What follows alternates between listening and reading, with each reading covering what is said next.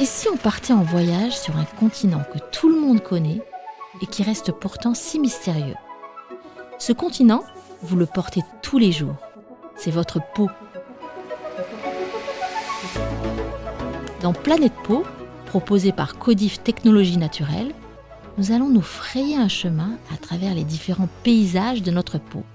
Nous allons rencontrer les populations locales et tenter de comprendre leurs interactions entre elles et avec le monde extérieur. Nous plongerons au cœur de son écosystème et nous retracerons son histoire au fil des âges. Je m'appelle Cécile Coumeau et je serai votre guide. L'architecture s'est inspirée à un moment de la respiration de la peau.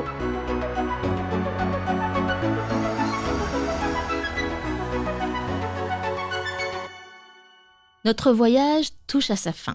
Nous voici arrivés à la dernière étape de notre périple sur la planète Peau. Cette terre inconnue commence à devenir familière, elle n'a presque plus de secret pour nous. Alors il est temps pour elle de nous confier ses faiblesses. Que devient la planète Peau avec les années? Comment est-elle affectée par le vieillissement? Pour le savoir, nous avons embarqué dans notre petit avion de tourisme deux nouveaux guides. Patricia Roussel, directrice de recherche au CNRS, une spécialiste de la régénération de la peau, et Pierre-Yves Morvan, biochimiste, directeur de la recherche et du développement de Codif. Nous l'avons observé sous toutes les coutures. Mais là, si vous regardez bien, c'est évident, des plis se sont formés. La physionomie de cette surface initialement lisse et pulpeuse comme une peau de pêche a bien changé. Et oui, des rides sont apparues. Est-ce que pour autant, ce chef-d'œuvre qui est la peau est en péril? Petit à petit, l'érosion liée au temps va commencer à user cet échafaudage, mais qui tient bon quand même. Patricia Roussel. On peut en comparer la peau à un édifice. Si on regarde l'échafaudage moléculaire de la peau, son organisation tridimensionnelle et surtout sa localisation exposée à l'environnement extérieur, on peut totalement le comparer à un édifice, même une cathédrale en fait, parce que si on regarde l'échafaudage d'une cathédrale par exemple, avec ses poutres qui sont enchevêtrées, qui sont vraiment très précisément et très finement associées les unes aux autres et qui tiennent vraiment, c'est un équilibre parfait avec des bases extrêmement solides, mais qui sont extrêmement bien associées les unes aux autres d'une manière très finalement qui a été calculée de manière mathématique en fait. Et bien c'est exactement la même chose dans l'organisation supramoléculaire des protéines de la peau. D'ailleurs, nombre de nos cathédrales ont été édifiées il y a plus de 1000 ans. La pierre est usée, le temps a laissé des traces, voire de profondes cicatrices. Mais quand vous pénétrez dans la nef de l'une d'entre elles, vous vous sentez protégé. La peau, c'est pareil. Les super pouvoirs de la planète Peau auraient-ils donné des idées aux bâtisseurs de cathédrales? Je sais que l'architecture s'est inspirée à un moment de la respiration de la peau et certains monuments, certains immeubles, certains architectes ont réfléchi à justement cette communication entre l'intérieur et l'extérieur et l'intérieur pour produire des matériaux qui ont l'élasticité, la souplesse et la rigidité qui est parfois comparée au système cutané. Ce patrimoine, il nous appartient donc de le préserver, de l'entretenir.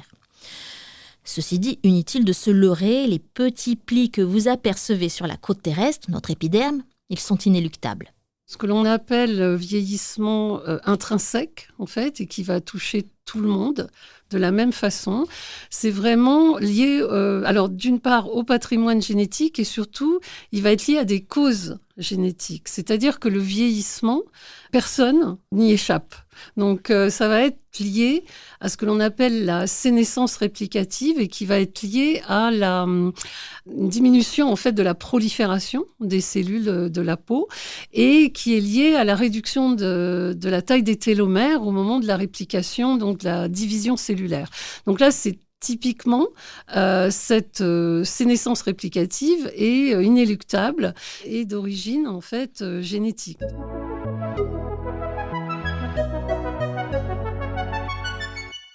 Avec l'âge, tout se ralentit sur la planète Pau. Les cellules peinent à se multiplier et ces vieilles cellules vont dégrader ce merveilleux édifice. Ces cellules sénescentes qui vont apparaître vont être des cellules qui ne se multiplient plus, mais qui vont être résistantes à l'apoptose, c'est-à-dire qu'elles ne vont pas mourir et elles gardent leur capacité métabolique et de production, d'activité transcriptomique également, et elles vont se mettre à synthétiser des protéines ou des facteurs de croissance qui, normalement, ne sont pas présents dans ces cellules, comme par exemple des cytokines et des facteurs de croissance qui vont être pro-inflammatoires et également des enzymes qui s'appellent des métalloprotéases qui vont aller dégrader toutes les protéines justement de la matrice extracellulaire et du micro-environnement. Donc en fait, ça va générer des défauts dans ces protéines de la matrice extracellulaire qui vont induire justement des relâchements, des dégradations des protéines, des molécules de collagène, par exemple, et d'élastine. Et c'est ça qui va induire cette perte de l'élasticité de la peau. Et c'est pour ça qu'on voit justement ces changements physiologiques, l'apparition des rides d'une part, qui est due à une perte de l'élasticité, et ce relâchement de la peau qui est dû à ce que l'on appelle une élastose, qui est une perte de l'élasticité du tissu.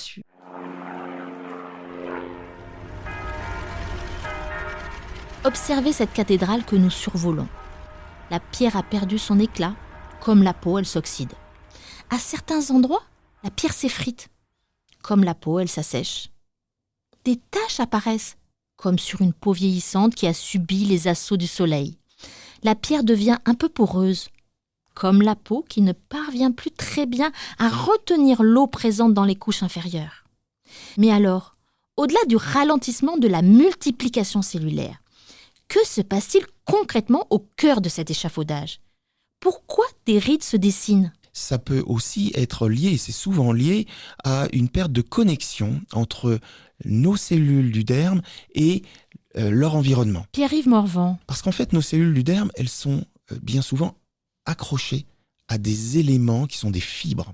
Alors on parle de fibres de collagène, de fibres d'élastine. Ces fibres vont permettre d'avoir une certaine tension dans la peau. Et tant que cette tension est exercée, la peau est tendue et ne présente donc pas de rides. À partir du moment où le fibroblast qui produit ces fibres va en produire moins ou va avoir moins de capacité à se connecter, à s'accrocher à ces fibres, on va progressivement perdre de la tension dans la peau. Et finalement, cette perte de tension se traduit par l'apparition de rides. Sur notre planète Pau, les régions sèches gagnent donc peu à peu du terrain. L'enveloppe cutanée s'affine, devient plus fragile. Et vous le savez, personne n'échappe à ce phénomène. Le phénomène de sénescence commence en moyenne dès la trentaine. Pourtant, certains édifices résistent mieux que d'autres. L'âge biologique et l'âge chronologique ne sont pas toujours en phase. Chez certains, l'écart se chiffre en dizaines d'années. Ces différences, nous les devons en partie à notre patrimoine génétique. Pourtant, il ne suffit pas de regarder ses parents pour avoir une idée de l'état de notre peau dans quelques années. Parce que rappelez-vous, notre cathédrale personnelle est en plein vent. Son ennemi numéro 1, c'est le soleil. La peau du visage va vieillir beaucoup plus rapidement que le reste du corps qui est protégé finalement des rayonnements UV. Et c'est vrai que c'est clairement une des preuves aussi que des effets de ces rayonnements. Après, bien évidemment, tout ce qui va être telles que la cigarette et l'alimentation, une alimentation avec des aliments transformés, des sucres. Les sucres la consommation des sucres va induire aussi un stress oxydatif et surtout va produire des glycations sur les protéines du micro-environnement. Donc là aussi, on va avoir des effets qui vont accélérer le processus de vieillissement. La pollution atmosphérique provoque elle aussi des dégâts sur la planète Pau. Et malheureusement, l'air intérieur, qui est très souvent pollué, peut aussi être responsable d'un vieillissement précoce de notre peau.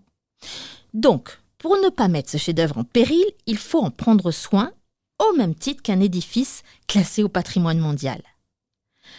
À moins que d'un coup de baguette magique, notre planète Pau soit capable de retrouver son teint de jeunesse. Alors je pense qu'il y a un réel espoir d'améliorer le vieillissement de la peau parce qu'il y a des travaux très importants, récents, notamment au niveau de la reprogrammation des cellules réplicatives et des travaux récents du laboratoire Jean-Marc Lemaitre à Montpellier qui a réussi à reprogrammer des cellules sénescentes qui montent chez la souris, bien sûr, dans des modèles animaux, et sur des cellules en culture de centenaires, en fait.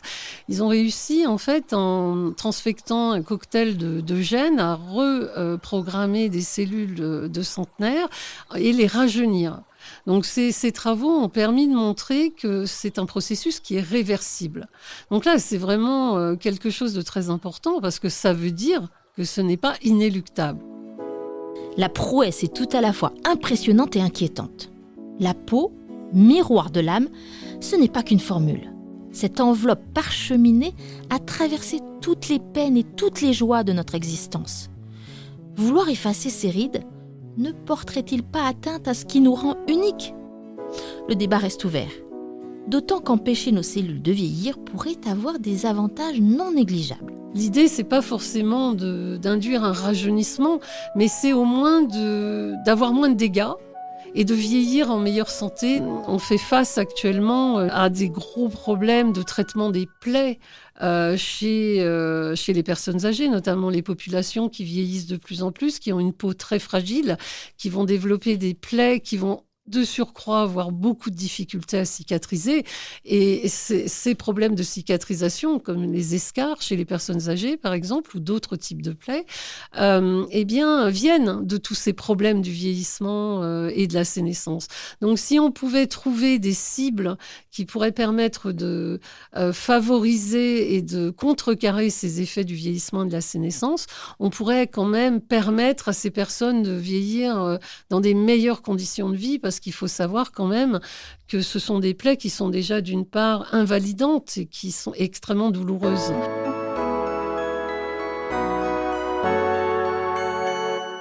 Vous l'avez compris, il ne s'agit pas d'un scénario de science-fiction.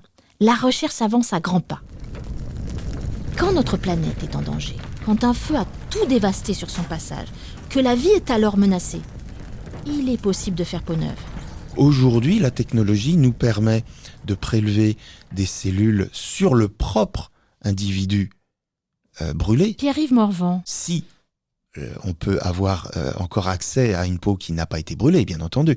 On va pouvoir isoler des cellules souches dans la partie de la peau qui n'a pas été brûlée, refaire in vitro de la culture de ces cellules et puis refaire une nouvelle peau à partir de ses propres cellules. C'est ce qu'on appelle une greffe autologue.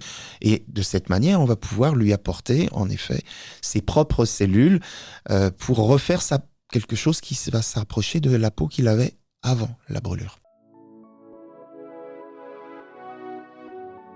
Ce monument n'est donc pas près de s'effondrer. Les échafaudages tiennent, bon an mal an, et tiendront encore longtemps grâce à nos soins, mais aussi à la science. Il est maintenant temps de descendre notre petit avion. Le voyage sur la planète Pau est fini.